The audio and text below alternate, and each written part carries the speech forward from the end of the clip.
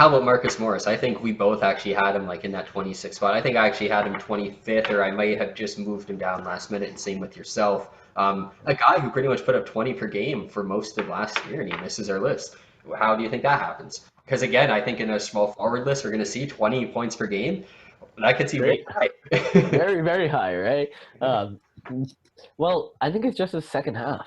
He didn't show that he was that consistent 20-point per game player throughout the whole season. If he would have been able to display that, then he would be much higher. But he dropped significantly in that second half. I don't even know if he's going to be starting this year. Where he's going to find his minutes. He's going to find minutes for sure, and he's going to put up points for sure. But he just needs to be more consistent with it.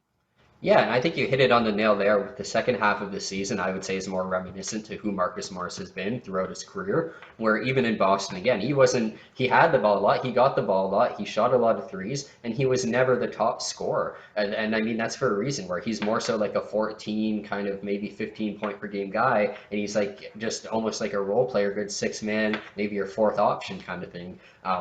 And yeah, he scored at a good rate, like you said, for the Knicks at the start of last year. But I mean, it was the New York Knicks. They had no one else to really shoot the ball, who even essentially wanted to shoot. The offense was very based around Marcus Morris. Good for him. But yeah, I don't think we're going to see. Julius Randle put up 21.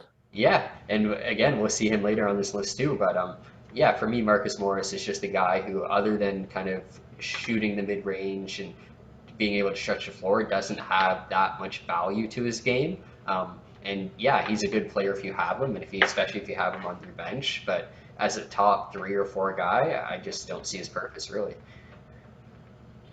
And he could easily prove us wrong, because if he puts up another 20 points per game year, Oh, then he's absolutely, laughing at us. absolutely. If he puts up 20 for an entire year, he would definitely get a spot on our list. But moving on.